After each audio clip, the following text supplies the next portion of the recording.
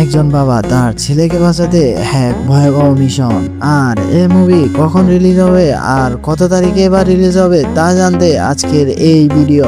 আর এই মুভির নামটাই বা কি তা জানবো আজকের এই ভিডিওতে। আর তোমরা তা না জেনে তোমরা কেজিএফ মুভি আর টক্সিক মুভি নিয়ে পড়ে আছো। তো আর বেশি কথা না বাড়িয়ে ভিডিও শুরু করা যাক। তা জানার আগে এটা জেনে নাও যে জেরার মুভি এক দুর্দর্শ মুভি হতে যাচ্ছে। ইতিমধ্যে তো তোমরা জেরার মুভি 1 পার্টটা দেখে ফেলেছো। প্রথমে দেখা যায় যে একটা মরুভূমির মাঝে কয়েকটা গাড়ি আসছে আর ওই গাড়ির উপরে একটা রকেট লঞ্চারের আক্রমণ হয়। তারপর দেখা যায় একজন স্নাইপার এক এক করে সব গাড়ির ভেতরে মানুষকে হেডশট দিয়ে মারতে থাকে। ভাইরে ভাই, এখান দিয়ে একবার দেখাও গাড়ি চলাকালীন একজন স্নাইপার কতটা দক্ষ হলো হেডশট নিতে পারে তা এই ভিডিওর মাঝে বোঝানো হয়েছে।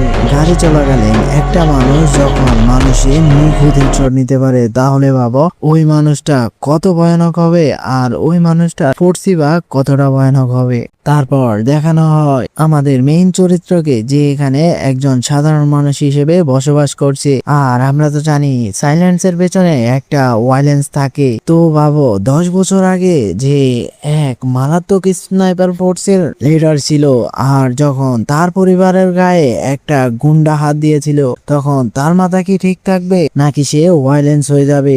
ভাইরে ভাই, এই মুভিতে কি পরিমাণ টুইস্ট ঢুকানো হয়েছে সেটা এক প্রকার বলার বাইরে। এটা তো শুধুমাত্র মুভির ট্রেলার, এখনো তো মুভি রিলিজই করা হয়নি। তাহলে ভাবো মুভি কতটা ভয়ানক হবে।